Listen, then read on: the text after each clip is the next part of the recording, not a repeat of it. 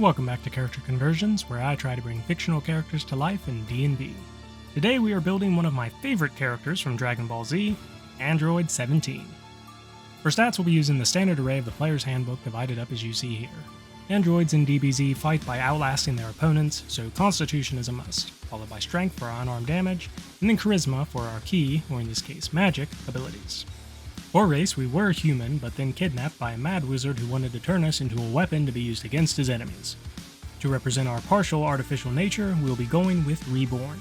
This will increase our dexterity, constitution, and charisma by +1 each to 13, 16, and 14 respectively. Ancestral Legacy gives us proficiency with acrobatics and stealth as skills. Deathless Nature makes it so we have advantage against beam poison and resistance to poison damage. We also have advantage on death saves, we don't need to eat, drink, or breathe, and can't magically be put to sleep. Finally, we gain the effects of a long rest in only 4 hours.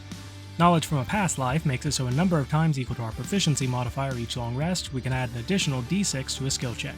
Finally, we can speak Common and 1 additional language. Pick whatever suits your campaign.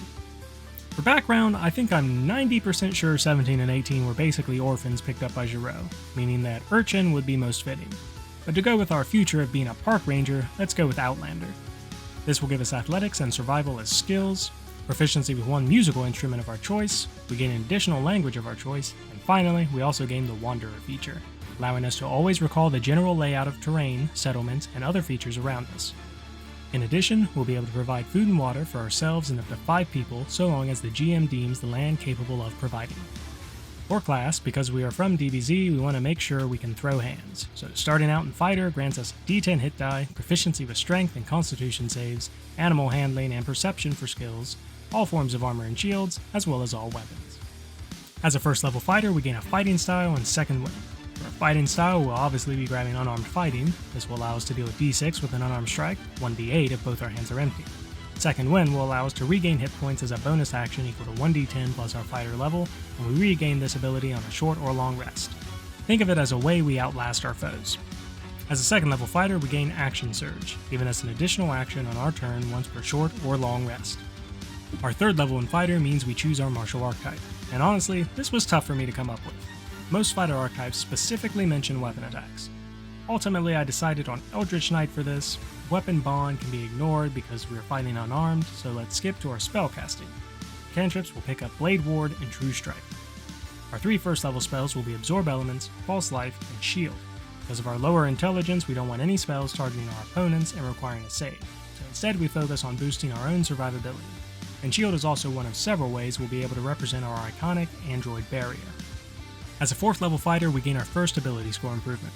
Trade this for the Resilient feat, increasing our dexterity to a 14 and giving us proficiency with dexterity saves. For our first level spell this level, we will grab Featherfall. We can't fly yet, but we can still fall from great heights at least. 5th level fighters gain extra attack, so now when we take the attack action, we can make 2 attacks instead of 1. 6th level will be another ability score improvement. If prep for our next level, we'll drop this into our charisma, raising it to a 16. At 7th level, now this is when we really have been kidnapped by a wizard. A 6th level fighter is a fair warrior, that's why we were taken. Ultimately, he removed our heart and replaced it with an artificial heart infused with energies from the plane of Mechanus. In other words, we're multiclassing over into Sorcerer, specifically the Clockwork Soul. This grants us Clockwork Magic, Restore Balance, 4 cantrips, and 2 first level spells. Clockwork Magic is a number of spells we automatically learn at the appropriate level that don't count against our spells known. At this level, we gain Alarm and Protection from Evil and Good. Restore Balance allows us to a number of times each long rest equal to our proficiency modifier. As a reaction, target a creature within 60 feet who is rolling with advantage or disadvantage, and make them roll normally instead. For our cantrips, we'll grab Firebolt, Lightning Lure, Ray of Frost, and Message. We want some general range spells, Lightning Lure to help keep an enemy close, and Message for just general utility. Our 2 first level spells will consist of Jump and Magic Missile. Jump for anime acrobatics and Magic Missile for rapid fire key blasts. As a 2nd level sorcerer, we gain Font of Magic and another first level spell. Font of Magic grants us sorcery points equal to our level. These can be spent as a bonus action to create spell slots, or in reverse, turning spell slots into sorcery points. For our spell this level, we will grab Burning Hands to have some short range area of effect. 3rd level sorcerers gain Meta Magic, another instance of Clockwork Magic, and our first 2nd level spell. For our Meta Magic options, we'll grab Distant Spell and Quicken Spell. We want to fire a Key Blast from further away as well as be able to attack. Clockwork Magic grants us aid and lesser restoration. Lesser restoration will be useful for making sure we outlast our enemies. For a second level spell, let's grab Mirror Image to improve our defense and melee without requiring our concentration. 10th level and our 4th level in Sorcerer is our next ability score improvement. We'll drop this into our Dexterity, raising it to a 16.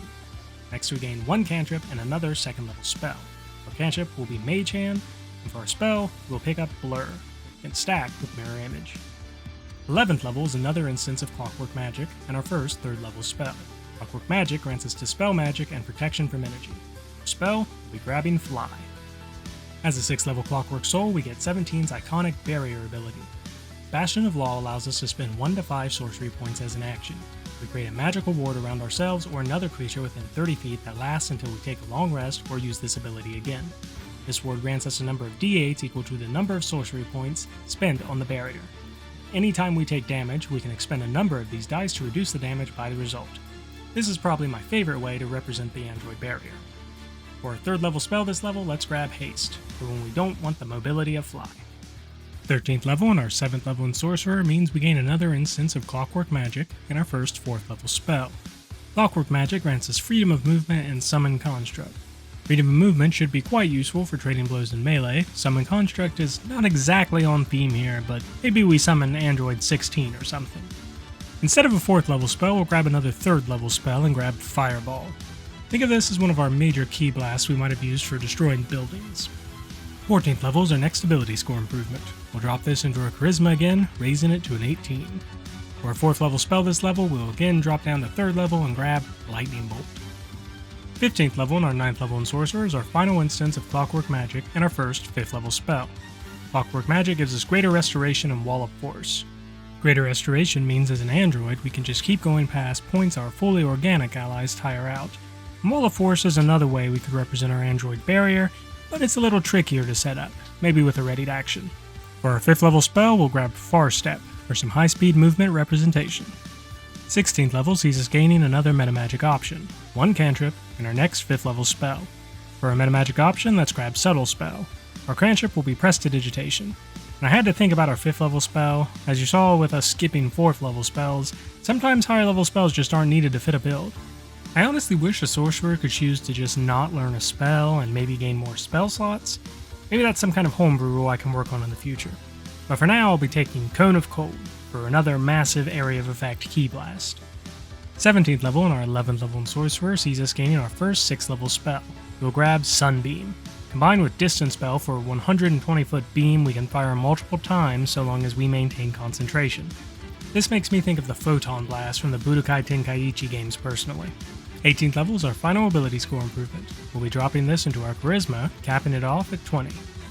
19th level and our 13th level in Sorcerer is our first 7th level spell and final spell for this build. Not a whole lot of 7th level spells that scream Android to me, so we'll grab Crown of Stars. It doesn't have concentration, and we can fire off a Key Blast multiple times.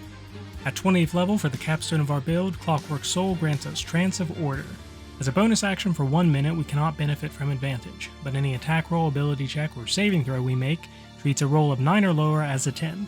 Once we have used this ability, we either need to take a long rest or spend 5 sorcery points. I don't remember where I read it, but I just remember something about those earrings 16, 17, and 18 wearing being a switch to a power booster they could activate for a brief time. Think of this like that. End result sees us with an average of 146 hit points and an AC of at least 14 if we're wearing leather armor, but we can switch to anything based on our preference. With our unarmed strike, we can average 6 damage a hit, 13 damage a round, and if we're using haste, 19 damage a round. Our spell selection is meant primarily for damage and making sure we can get into position to deal damage, but also to make sure that we can outlast our opponents.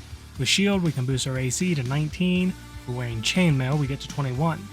We can give ourselves extra hit points with False Life, half elemental damage with Absorb Elements, and then there's Bastion of Law ability to reduce damage further as well.